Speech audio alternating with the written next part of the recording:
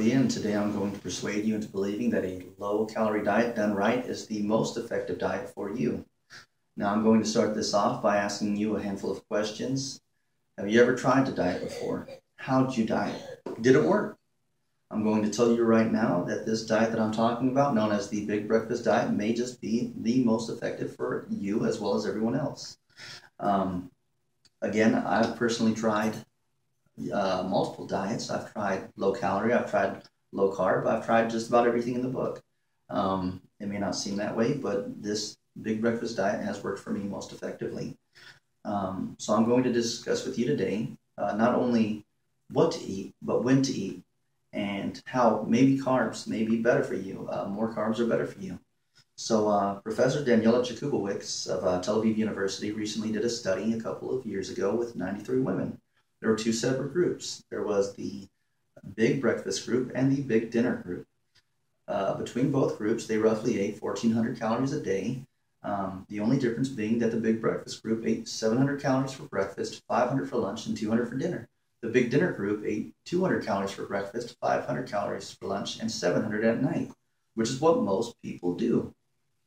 Okay, so over the period of 12 weeks, through her studies, Professor Jakubowicz noted that the Big Breakfast group lost an average of 18 pounds and 3 inches off their waist. The Big Dinner group only lost 8 pounds, but as well as only losing 1.5 inches in their waist. After researching everything and looking over their studies, they noticed that the triglycerides of the Big Dinner group, which is a type of fat found in the body, increased, putting them at risk of heart disease as well as diabetes. So that's something you just want to note. They literally lost twice as much weight using the Big Breakfast group. So here I am telling you exactly what you need to do in order to be able to use this Big Breakfast group diet most effectively. So how do you do it? I'm going to tell you right now, time is of the essence. You're going to want to pay attention to when you eat. You're going to want to eat breakfast before 8 or 9 a.m., depending on exactly when you do get up. You're going to want to eat lunch in between 2 and 3 p.m. And the only thing that's not necessarily timed is dinner. Dinner you can have at any time, but you're going to want to note that it's going to have to be lean meat. It's going to have to be fruits or vegetables, and it shouldn't be over more than 200 calories. Remember, the trick is to not eat. I cannot explain that enough. I cannot reiterate that enough. Do not eat after dinner, or it completely defeats the purpose. So remember, according to an article posted by Joan S. Blake, ensure that when you do eat, you consume a protein-rich meal, essentially keeping you full through protein that is well balanced. You're going to want to eat fruits, you're going to want to eat vegetables, and you're going to want to eat whole grains such as brown rice and wheat bread, whole wheat bread. So remember, like I said, if you're going to follow this diet, you cannot eat after dinner. It's going to be a light dinner. That is the most effective way of completing this diet. Now that I've explained exactly what the Big Breakfast group diet is, I'm going to explain to you how it is better than just less carbs, lower carbs. A lot of people believe a low-carb diet is the most effective. Well, I'm going to tell you that that may not be true. Another study was done, this time with Professor Jakubowicz, with 193 patients, both male and female. So these 193 participants did the exact same thing. They did a Big Breakfast group diet and a Big Dinner group diet.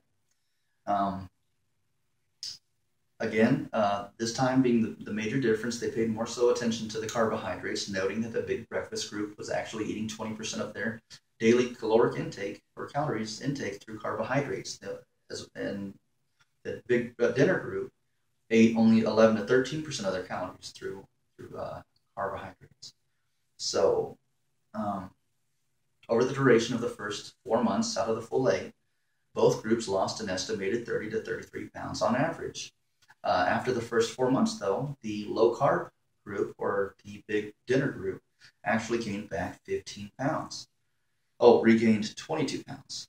While the Big Breakfast diet group actually lost an average of 15 pounds as a whole, each individual. So this study proved that through a Big Breakfast diet over a sustained period of time, such as 8 months, you can have sustained weight loss. Another interesting fact in regards to overall health with the Big Breakfast diet, according to blood tests taken for the Big Breakfast group, They had significantly larger reduction in the hormone associated with hunger, more so than the big dinner group. So both were able to curb hunger through this diet, but the big breakfast group diet was actually more effective, so they weren't as hungry at night. Um, After reviewing both of these studies, it's really easy to understand why and how the big breakfast group diet can be very effective.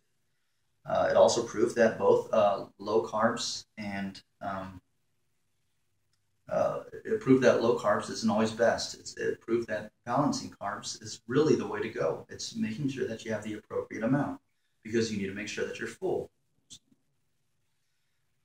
Okay, so keep in mind that over the duration of these 8 months, the Big Breakfast group as a whole lost on average 45 to 48 pounds, while the other group did not do as well.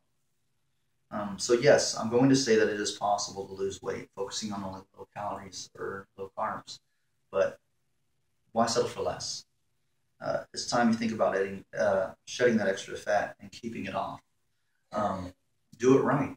I mean, if you're going to do it, you're going to want to do it the most effectively, and I'm going to tell you right now, the Big Breakfast Group diet is the best way. Keep in mind, it's very effective, and it's worked for 193 people, both female and male. So I appreciate you listening to my persuasive speech. Have a nice night.